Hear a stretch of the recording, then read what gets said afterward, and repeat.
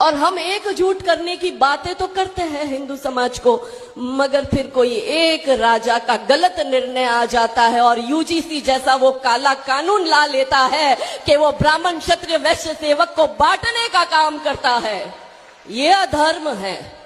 मैं नहीं जानती धर्म क्या है अधर्म क्या है। मैंने तो जो गीता जी में श्री कृष्ण भगवान ने सिखाया वो धर्म और अधर्म को मैं मानती हूं बहुत सिंपल लैंग्वेज में।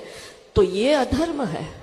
वो जब अर्जुन ने कहा भगवान से कि मैं कैसे द्रोणाचार्य को मारूं, वो तो मेरा अपना गुरु है, मैं कैसे मारूं इन मेरे भाइयों को, ये तो मेरे सारे भाई है, और मैं कैसे मारूं अपने भीष्म पितामह को, मेरे पिता महा है। तो कृष्ण भगवान ने उत्तर दिया। कृष्ण भगवान ने कहा कि तू जिस द्रोणाचार्य को अपना गुरु बता रहा है, जब उसी के बच्चे अधर्म कर रहे और वो उसको रोक नहीं रहा है तो वो भी अधर्मी है। जिस भीष्म पितामह को तू अपना पितामह कह रहा है, वो भीष्म पितामह ने आंखें बंद कर दी थी जब तेरा भाई दुर्योधन जांगा ठोक कर कहता था द्रौपदी को कि आके बैठ मेरी जांगा पर, वो चुप था।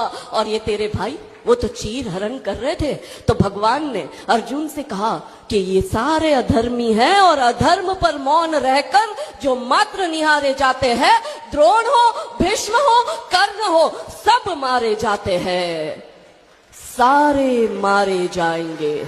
हम भी अगर यूजीसी जैसा काला कानून आता है और अगर हम मौन हैं तो हम भी अधर्मी हैं। क्यों हमें जातियों में बांटा गया? कोई संत थोड़ी जाति में बांट रहा है। ब्राह्मण को तो वैसे ही बदनाम किए हुए हैं और फिर गालियां भी ब्राह्मणों को देते और कॉलेजों में नारे लगते, ब्राह्मण तेरी कब्र खुदेगी। क्यों खुदेगी ब्राह्मण की कब्र? तिलक तराजू और तलवार इनको मारो, जूते चार क्यों जूते मारे हमें? और ये नारे लगाते हैं कि ब्राह्मण भारत छोड़ो, तुम्हारा लहू बहेगा। क्यों बहेगा लहू? ये हमें बांटा कौन जा रहा है? आज जब हम इस सभागार में एकत्रित हुए तो यहां से ये प्रण लेकर जाए कि मिलकर पत्र लिखे प्रधानमंत्री को कि आप अगर देश का सच में भला चाहते हो तो ये कॉलेज यूनिवर्सिटी में होने वाले छात्र संघ के चुनावों पर रोक लगाओ, क्योंकि पॉलिटिक्स ने तो वैसे ही बर्बाद कर दिया देश को, मगर जो हमारा देश का भविष्य है, जो भावी पीढ़ी है, जो छात्र है, वो 18 वर्ष का होते ही 19वें वर्ष में जैसे ही कॉलेज में पैर रखता है, आप उसको चुनाव की आग में झोंकते हो।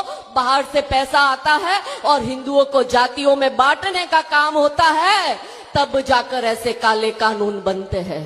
चुनाव से पहले कहते हैं एक है तो सेफ है, बटोंगे तो कटोंगे, और चुनाव के बाद यही नेता कहते हैं हिंदुओं को बांटो और इन्हीं को काटो। ये नहीं चाहते कि हिंदू समाज एक होकर रहे, संगठित होकर रहे, क्योंकि इन्हें पता है कि अधर्मियों से लड़ने के लिए तो